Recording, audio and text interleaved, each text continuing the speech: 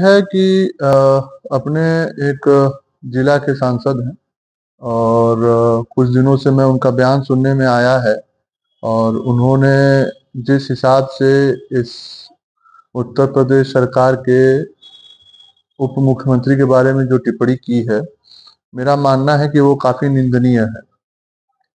सबसे पहली बात तो ये समझने की है कि जिसके भाई के ऊपर 65 से अधिक मुकदमे हों और उनमें से 8 मुकदमों में वो सजा याफ्ता हो गए हों, तो कम से कम यह कहावत वो चरितार्थ न करें कि सुपोत सुपोत चरनियों में 72 को छेद।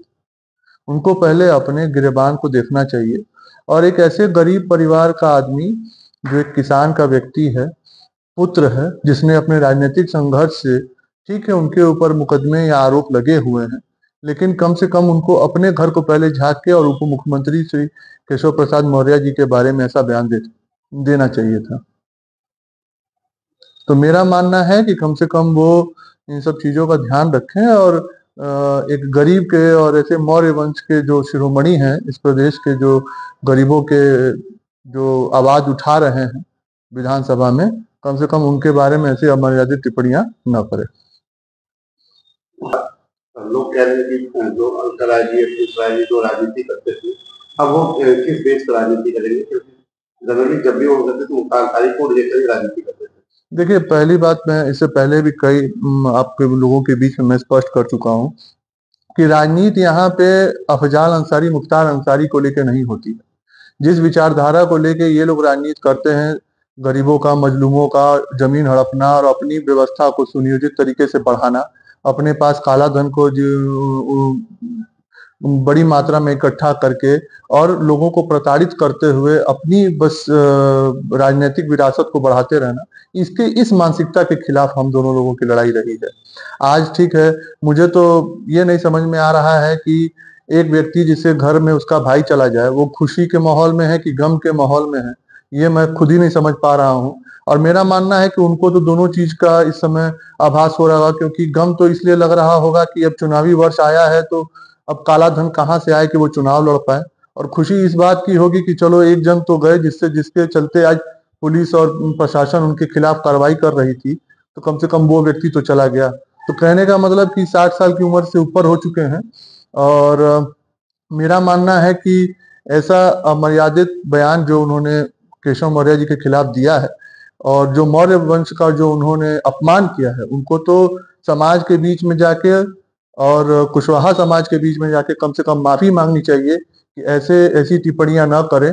खासकर मुख्तार से केशव जी की तुलना करने का कोई औचित्य भी नहीं बनता है।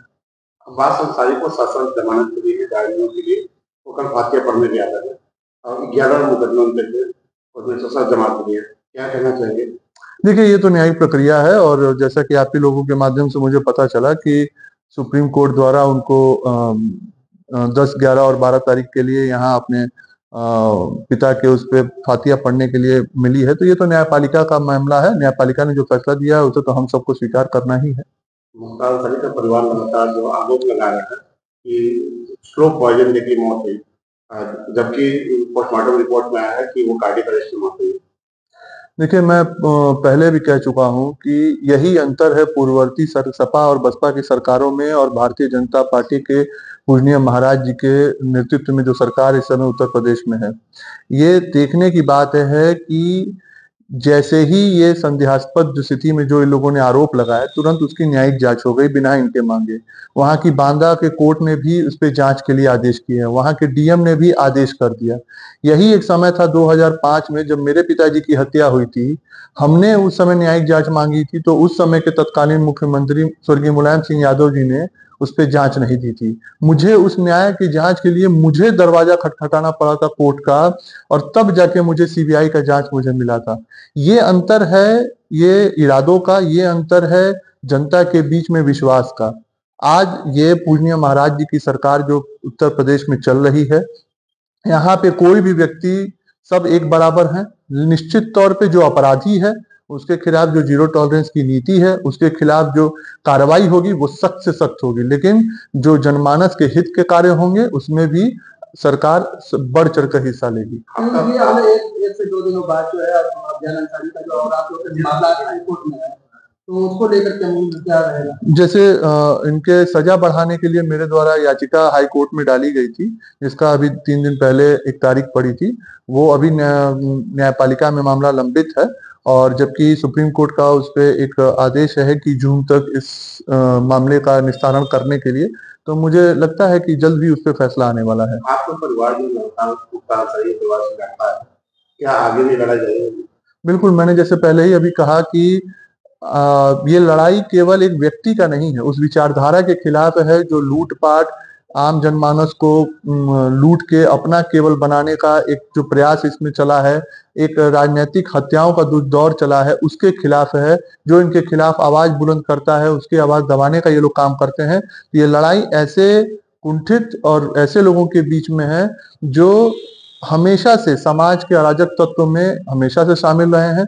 चाहे वो मुख्तार रहे हों, जिनके पे 65 से अधिक मुकदमे हों, चाहे वो अफ़ज़ाल रहे हों, जिनके पे अभी खुद सजा याफ्ता हैं और 22 से अधिक मुकदमे हैं, चाहे उनके दोनों पुत्र हों, चाहे मन्नू अंसारी हो, चाहे जो भी व्यक्ति हो, जो इस तरीके के अराजक तत्व हैं, उनके खिलाफ हमेशा लड़ाई हमारी बुलंद रहेगी। मुख्तार अंसारी की मौत पर सियासत काफी तेज हुई है।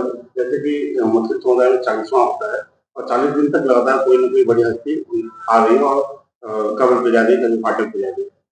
तो क्या मुझे लगता है कि राजनीतिक इसका सियासी लाभ लिया जाए?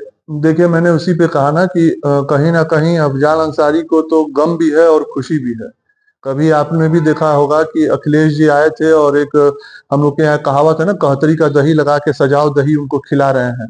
और जबकि हमारे आपके अगर घर में कोई गुजरता है तो हम लोग 12-13 दिन अन्न नहीं छूते हैं। तो कहीं न कहीं उनको इस बात की खुशी भी है कि एक अपराधी चला गया।